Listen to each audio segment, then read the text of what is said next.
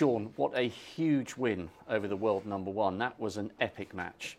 Yeah, it was epic. Do you know, I thought it was a really, really high-quality match from start to finish. There was big breaks, some good safety play, and in the end, you know, it turned into a bit of an epic drama.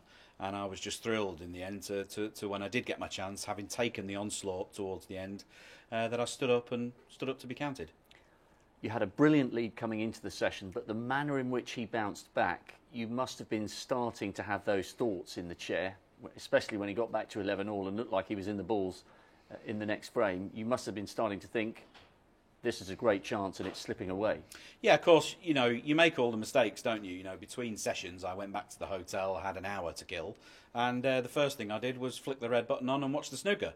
You know, what's wrong with us? What are we doing? We're all addicted to snooker. I watched, you know, the end of the Bingham-McGill match, and they flipped to the studio and they commented on our game to come, and Stephen Hendry said, well, I expect Judd to come out and play like a world number one. I expect a world number one performance. And I'm sat there thinking, geez, I don't. I don't want that, you know, but I knew it was coming, and just the way he kicked off tonight was outrageous. But back to you, to close out that match under that pressure, that looked like it was a big moment, and it looked like you felt it was at the time.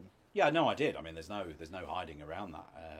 You know, I'm not an O'Sullivan, Williams, a Higgins, where matches like that, runs to finals and semis of this event particular, are commonplace. You know, for those lads, their careers have been different. You know, mine's taken a different path, and these matches are big. You know, it's a big deal.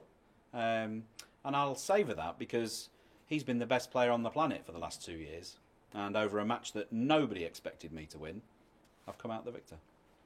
Over the last couple of years, you've been really honest. We've had some good conversations, and I know you've found the difficulties of not being able to get back to Ireland regularly very, very tough.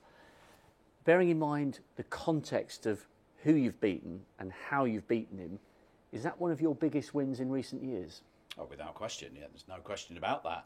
I think certainly in the manner in which he mounted his comeback, where he threw everything at me in the third session. Actually, when the score got to 11 each, I sat there as it was probably the calmest I'd felt all night, because it made my equation very, very straightforward. I still need 2 frames.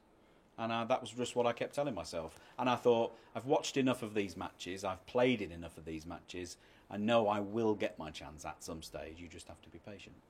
When you were in the doldrums a couple of years ago, before you started winning the ranking titles again, was there a time that you thought you might never get back to the single table setup?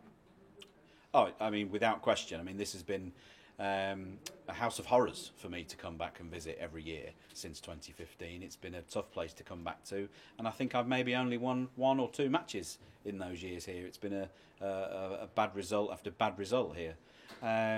And so, you know, to kind of, I feel like I might have stemmed that flow a little bit.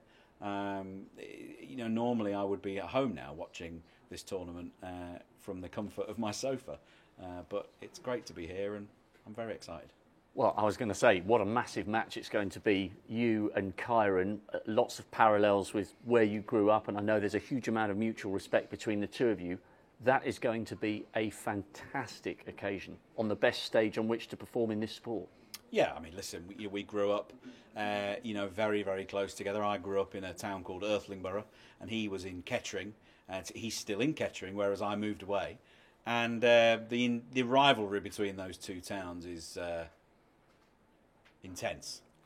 And fortunately, you know, Kyron and I seem to have missed that. We get on really, really well. We've practiced a lot together.